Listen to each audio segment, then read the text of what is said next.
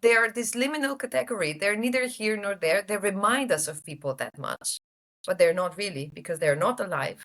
We project a lot onto them. This phenomena of anthropomorphization is very, very common, right? So it's not that robots are either intelligent or feeling or thinking and things like that. They make some operations, yes. They have some, like, they work on operations, but we often project our feelings and so on onto them, right? Even empathy. Mm-hmm. They're not empathic, but we feel empathized with when we Mm-hmm. talk to chatbots and so on. And that can be very important, right? Yeah, Yeah. you just reminded me actually again on one of the findings from research of robots that's very, very relevant also for the understanding of ChatGPT and other chatbots. And that is that somehow when people create that connection with robots, they also feel like they can trust them more. One research showed that if a robot tried to hug people, then they felt more compelled to maybe disclose information that they would not disclose to another person. And similarly, chatbots today are built in a way to create a space or the impression of safety and a trust that then prompts people to really open up in ways that they would potentially have a hard time to open up to other people.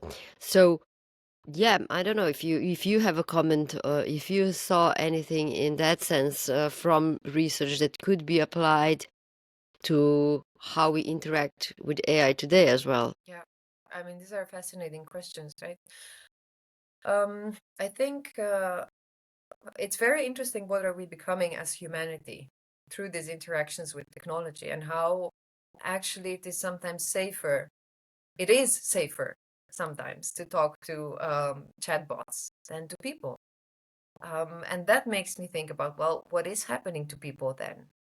And I would say that really, really being very, very conscious and aware of what we are doing with technologies and what the technologies are doing back to us is highly, highly important. So the whole work that I did for about care at a distance, um, which I write about in my book, Calling Family, is really going into the very subtle impacts of technology on who we are as good children, as good daughters, as good sons, and so on. And these are very, very subtle changes, but they're big shifts within family structure. So I think it's very important to pay attention to that, and we can only do that if we, from one time to another, so every once in a while, take a step back and really deconnect from these technologies and just spend some time with ourselves and with other Mm-hmm. people and say, okay, this is who we are, and so on. What do we want from life? What kind of life we want? I mean, these are very philosophical questions, but we need to ask them now.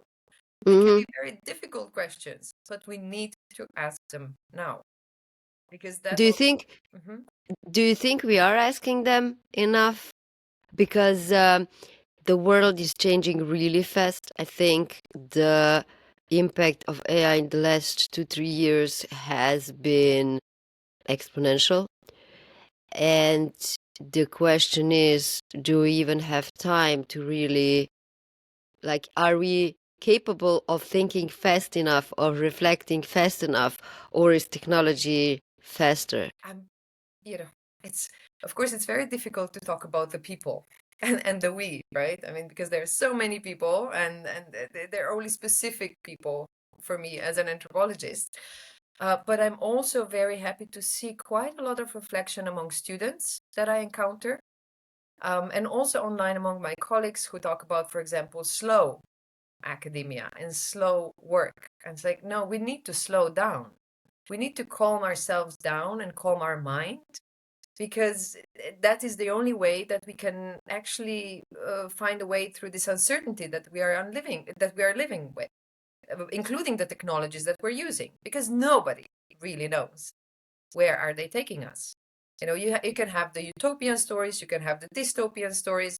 The truth is probably somewhere in the middle, right? But the thing is, I find it very important that we realize that these are the collective choices that we are making as individuals, right? We individually decide which technologies we engage with, how much, for what purposes, what do we delegate. These are all individual choices that we need to think about because they become collective eventually. Mm-hmm.